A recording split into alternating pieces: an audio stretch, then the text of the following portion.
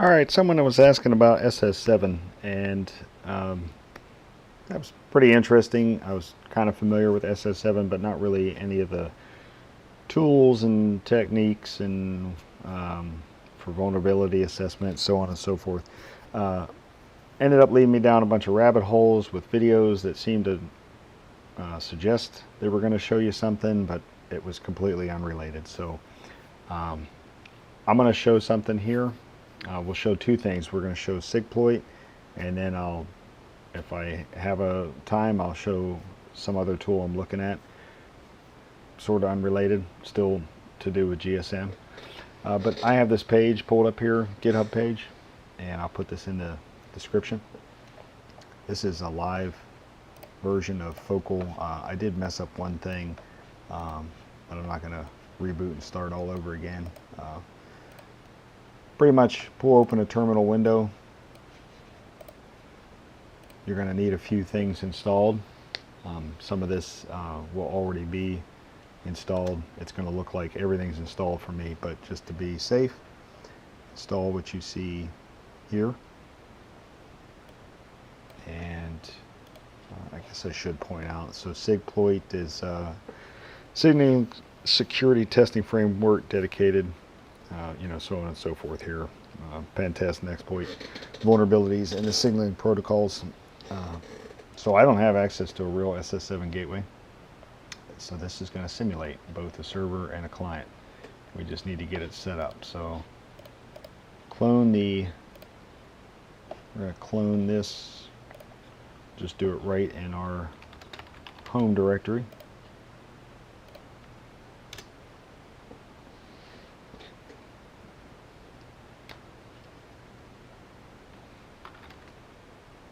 Change into SigPloit, take a look around. We need to install some additional requirements, just like I'm doing here.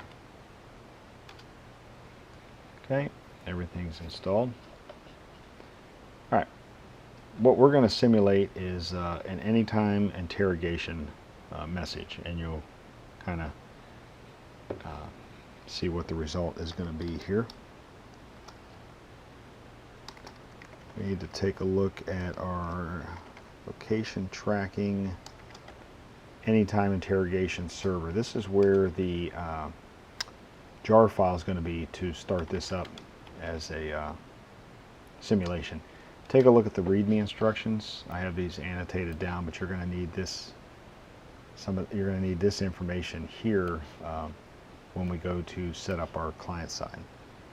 So for now, in this window, we'll start the anytime interrogation server, and we'll let this run. Actually, hang on. Before you start that up, because it's going to be looking for those IP addresses that were in that file, let's do this. Let's see. So let's do it on another window so you can see it here. But we're going to add a couple IP addresses.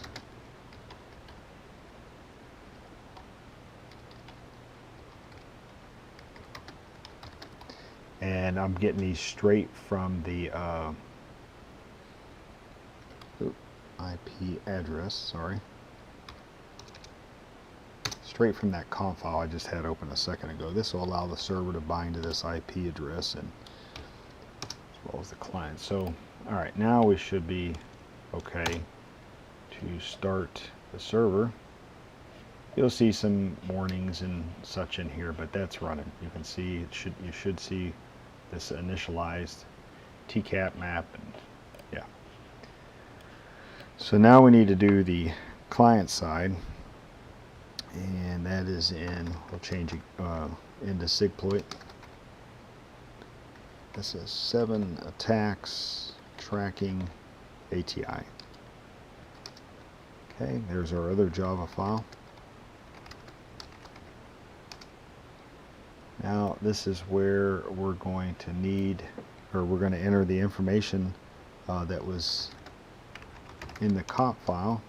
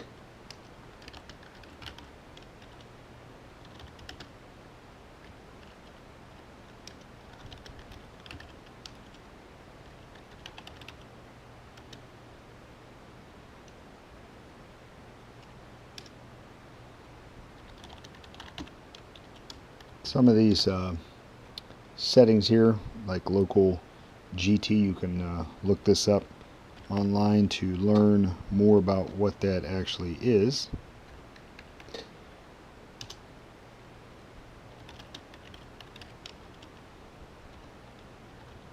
Just like with the MS-ISDN.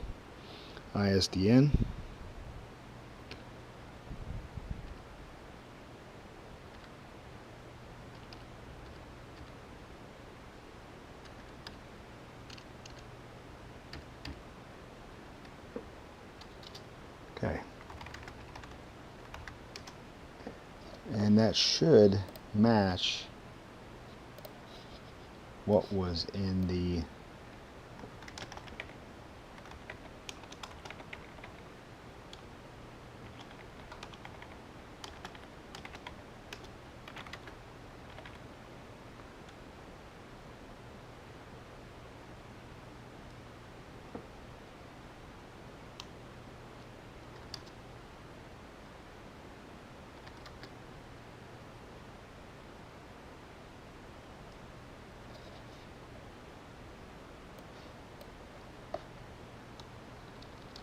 yeah, in the README instructions. Let's see. 9.6. Okay. All right. So we have those set, and we're going to run it. And you're going to wait, and you'll see what the result of this is going to be.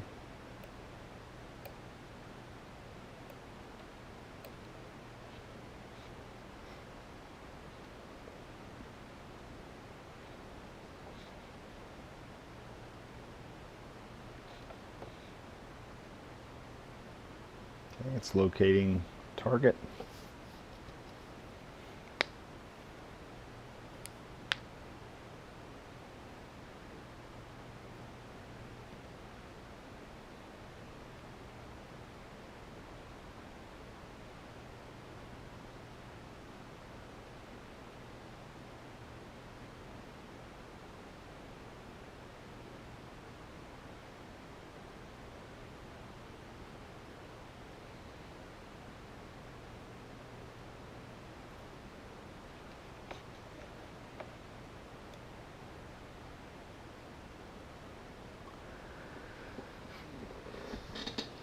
Alright, well, there you go. I had to actually run it a couple times, just like I showed, and there's the info that you get back. So, cell ID, MSC, the HLR. Yeah, it's probably been running about that long. I tried it a couple times. I ended up, you can either go directly in and call the attack directly, or you can use the menu itself. I'll do it one more time. So this is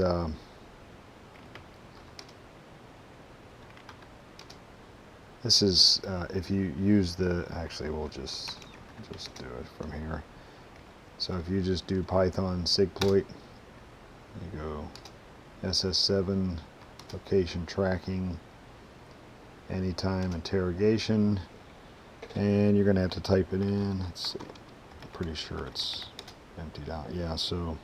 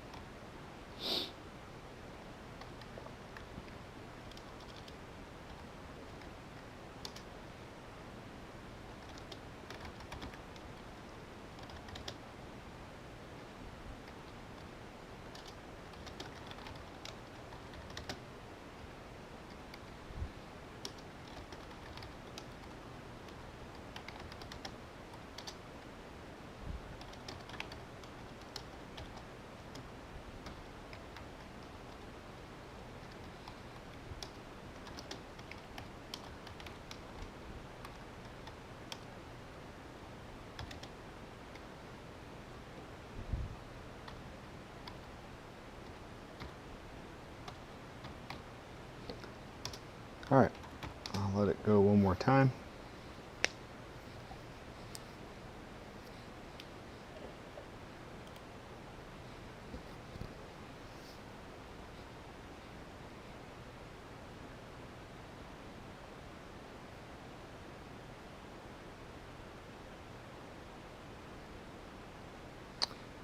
And there you go. Alright, so that is SS7 there. Now you could do other examples that are in there. I just chose to do that one. Okay, now let's take a look at one more thing here.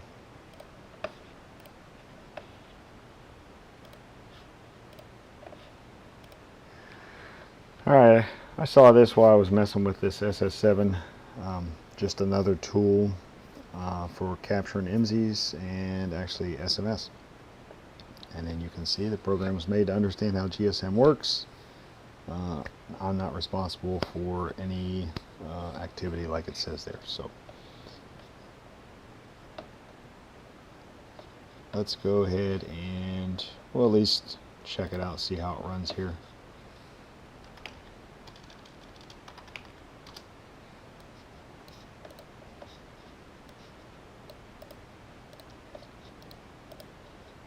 Put it right in our main directory here. I'm going to leave logging and SQLite 3 off. I'm just going to do this here.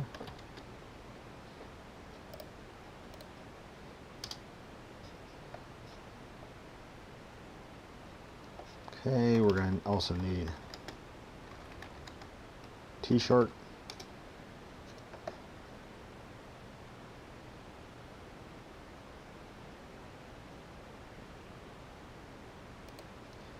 Okay, we've already got GRGSM. Not really interested in the calibrate. We'll come down to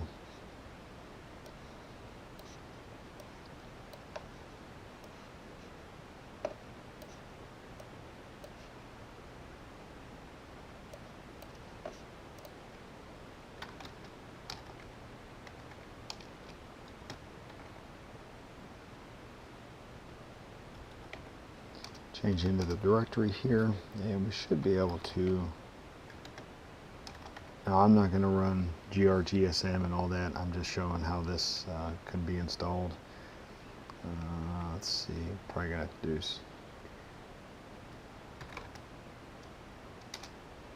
Alright, so that's up and running, and we should be able to go to localhost. It didn't seem to work when you actually hit this SMF, the link here. You just click this one and you'll see the different things are starting here, and then from here I think you can click back and forth between the two. Yeah, so be interested, you know, if anyone says that actually works or not. Just follow the directions like it says, like you typically run GSM. You can find the frequency. You can use this here, refer to my other videos. If you use anything more than an RTL-SDR, you are going to need to specify the device, and I show that in other videos. I'll just show real quick. You'll need to actually use the args here. So for example, say we're doing, you put in whatever frequency here. There's the args, and then I believe it is just something like this, HackRF, or whatever device you're using. Alright, and thanks for watching.